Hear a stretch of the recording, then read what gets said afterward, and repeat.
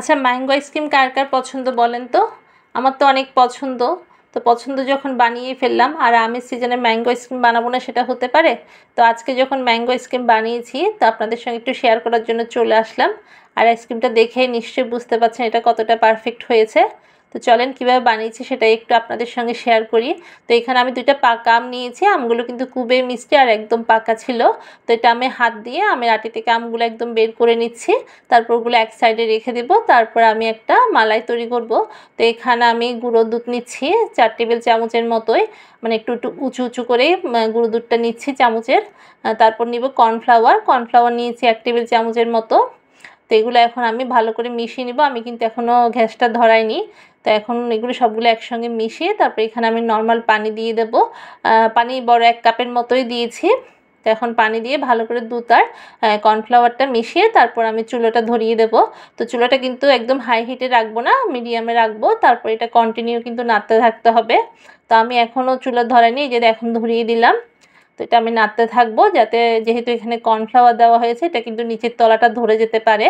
তো এখানে আমি কিন্তু কোনো চিনি ইউজ করব না, কারণ আজকে আমি এখানে কনডেন্স মিল্ক দিচ্ছি।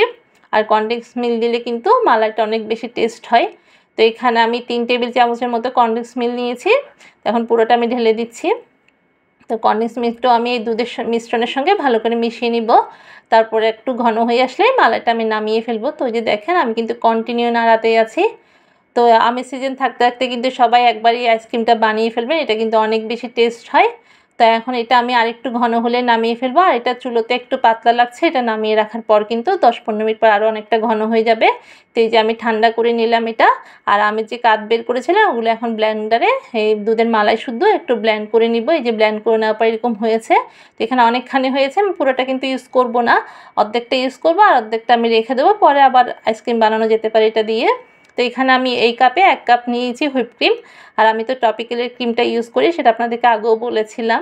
তো এই ক্রিমে কিন্তু যেহেতু চিনি থাকে, এখানে আর কোনো চিনি ইউজ করতে হবে না।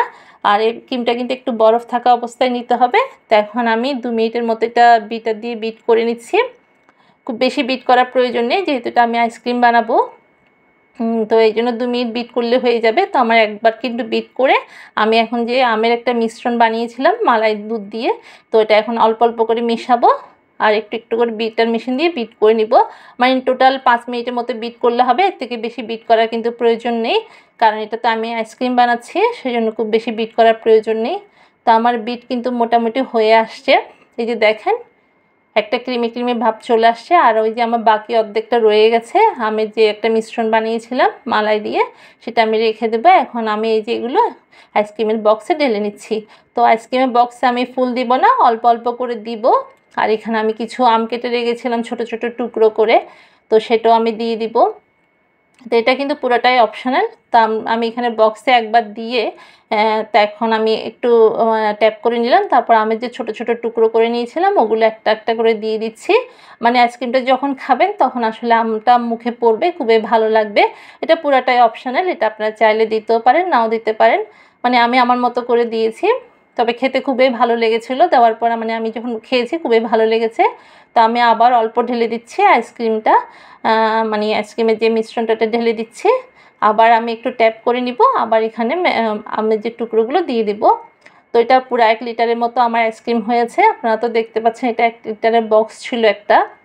তো 1 লিটারের বক্সটা পুরোটাই হয়েছে। আজকে আমি 2টা বক্সে বসাইনি, একটা বক্সেই পুরোটা বসিয়ে দিয়েছি। এটা কিন্তু অনেক টেস্ট হয় আসলে আমটা, দুধের যে মালাইটা তৈরি করেছিলাম সেটার জন্যই ভীষণ টেস্ট হয়। আর আপনারা কনডেন্স মিল্ক দেওয়ার চেষ্টা করবেন, কনডেন্স মিল্ক দিলে কিন্তু আসলে অনেক বেশি টেস্ট আসে। আচ্ছা, আর আপনারা চাইলে কিন্তু এখানে একটু ভ্যানিলা এসেন্স ইউজ করতে পারেন। তো আমার বাসায় ছিল না বলে আর ভ্যানিলা এসেন্স দিলাম না, তবে ভ্যানিলা এসেন্স না দিলেও কোনো সমস্যা নেই। তো এখন আমি পুরো আইসক্রিমটাই ঢেলে দিয়েছি। আর এখানে আমের একটু কাত আমি রেখে দিয়েছিলাম জাস্ট উপরে একটু ডেকোরেশন করার জন্য। তো এখন আমি দিয়ে দিচ্ছি অল্প অল্প করে। তারপরে একটা টুথপিক দিয়ে আমি একটু নেড়ে ছেড়ে দিব। আর এই কাজটা করার জন্য বরাবরের মতোই আমার ছেলে মেয়ে চলে আসে, এটা আমার মানে করতেই হয় না, কারণ ওদের হচ্ছে এটা খুবই প্রিয় একটা কাজ, এটা করতে ওরা খুবই আনন্দ পায়। যে আমার ছেলে চলে আসলো, একটু পর মেয়েও চলে আসবে, কারণ উপরে যে ডিজাইনটা করা হচ্ছে এটা নাকি ওদের করতে ভীষণ ভালো লাগে, সেজন্য ওরা চলে আসছে দুজনেই করার জন্য। এই যে এখন মেয়ে চলে আসলো। তো এটা পুরাটাই অপশনাল, এটা আপনারা চাইলে করতেও পারেন নাও করতে পারেন, আমি জাস্ট সৌন্দর্যের জন্য করেছি। তো এখন আমি এটা ঢাকনা দিয়ে মানে একদম ঢাকনা দিয়ে দেবো ভালো করে, ঢাকনার ভিতরে যেন কোনো বাতাস ঢুকতে না পারে। আর এটা আমি 8 থেকে 9 ঘন্টার মতো ডিপ ফ্রিজে রেখে দিব। ঢাকনাটা খুব ভালো করে লাগিয়ে দেবেন। তো ডিপ ফ্রিজে এখন ঢুকিয়ে রাখবো 8-9 ঘন্টার মতো।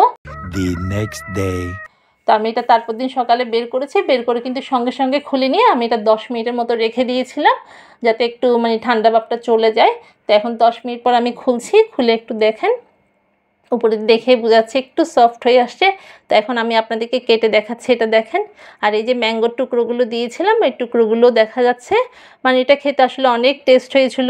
মানে আপনারা যদি একবার বানিয়ে দেখেন নিজেরাই বুঝবেন। তো আমি সিজন থাকতে থাকতে একবার বানিয়ে নিন। আজকের মতো এখানে বিদায় নিচ্ছি, সবাই ভালো থাকবেন, টাটা।